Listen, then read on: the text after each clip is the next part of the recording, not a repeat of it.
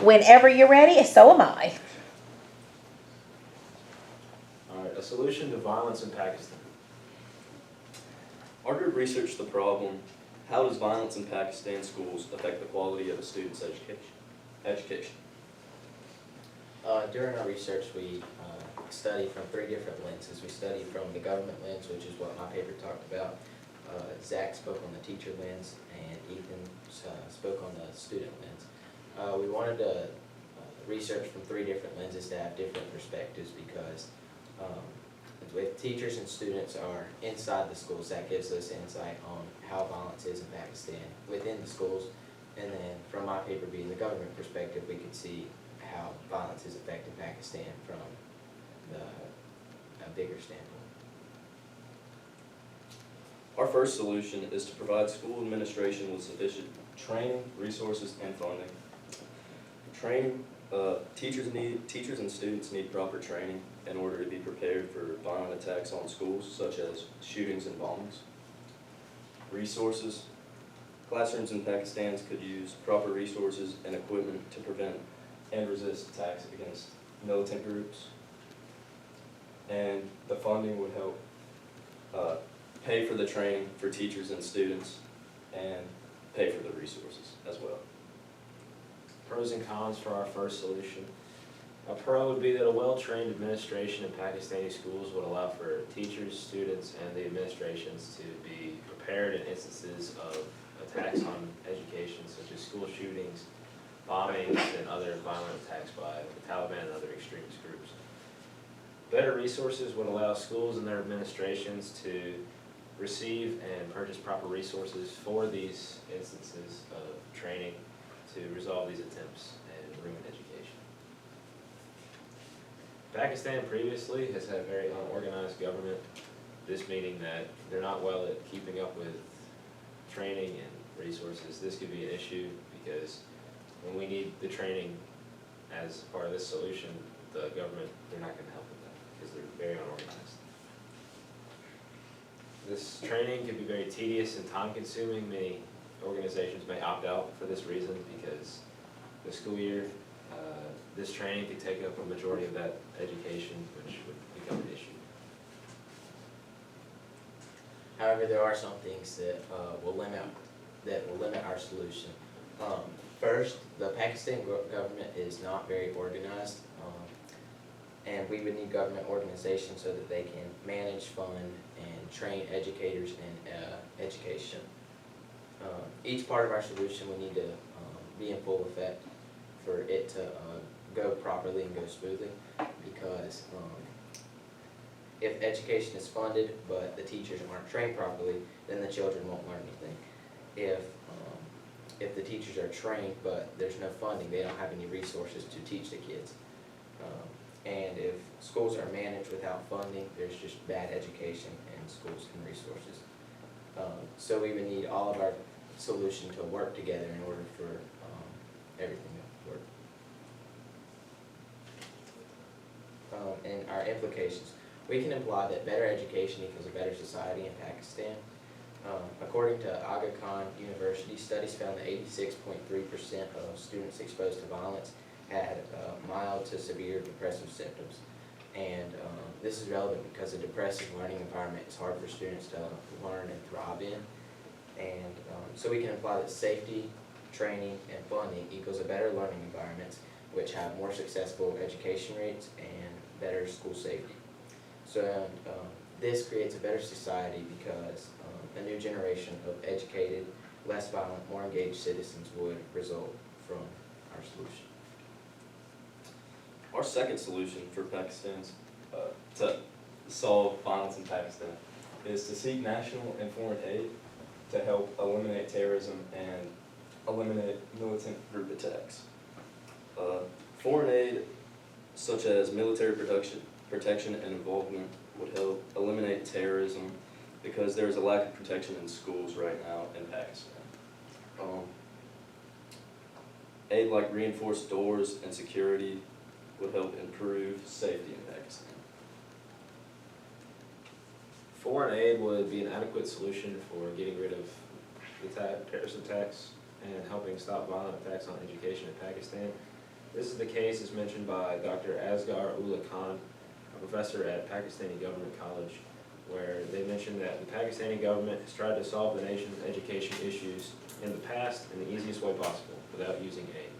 So if we had national or foreign aid, that would be a great help to this, because seeing previously they haven't used it, when they use it now, they'll have better ability to get resources, better ability to help out, and this means that foreign aid and national aid would be introduced and it could help. Foreign countries previously have helped, so seeing that when Pakistan would reach out and ask for foreign aid, they would most likely be willing to help again. A few cons. Previously, Pakistan has mismanaged their funds. They're not great with foreign aid, and this may not be a good solution for them because countries may not be willing to give them more foreign aid, seeing how previously they mismanaged it and didn't use it properly. Our report stated that dishonest leadership has led to massive amounts of foreign aid being mishandled and misused and leading to no fruitful efforts. Terrorist groups are hard to eliminate. They bounce back because of widespread, and countries like Pakistan having foreign aid may not help with how widespread they are. So that might not be a great opportunity for them. A limitation though is that Pakistan's dysfunctional government has misallocated funding before. Previously, Pakistan's been given lots of money to help by UN and other outside foreign countries that have provided them aid for either combating terrorism or specifically to help rebuild educational facilities that have been struck down. That's a direct statistic from Human Rights Watch. And even if Pakistan is given funding, Pakistan's federal budget only has 1.1% of all Pakistan's funds set aside for education, according to Dr. Sufang and Dr. Hussain, which are researchers at Pakistan's Research Center. And money alone might not be enough to combat terrorism because of how prevalent militant groups are in Pakistan. And we can imply that if funded, militant groups would have less dominance in Pakistan.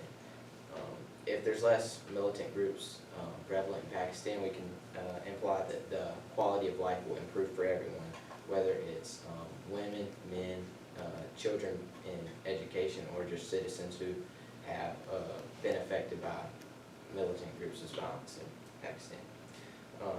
There's currently 25 million children out of school and 8 million girls specifically kicked out of all girls schools from a study conducted by the Human Rights Watch.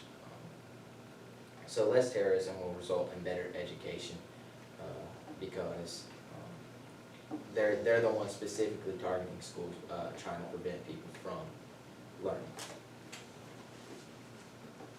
Thank you all for your time. All right.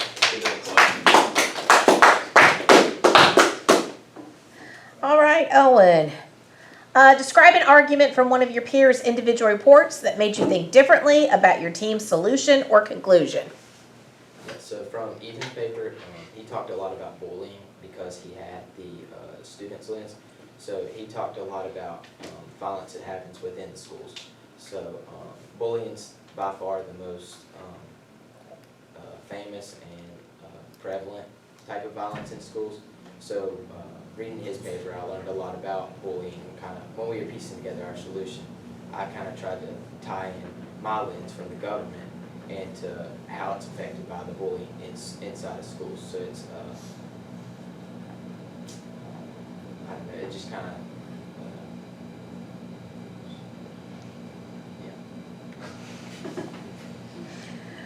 All right, Zach.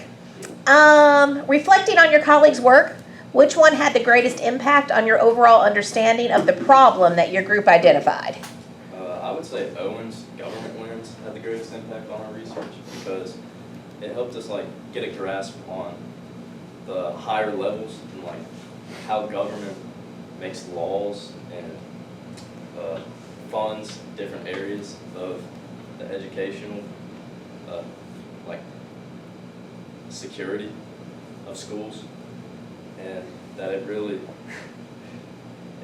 helped, it really showed us how little the government actually does for women's education and protection of it.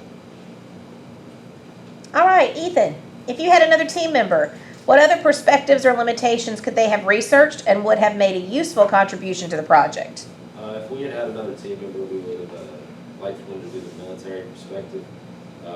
Throughout our research, we learned a lot about how funding for education is used more so for military exploits. So having someone on the military perspective could give us kind of an insight on why these funds are used for military purposes instead of for education.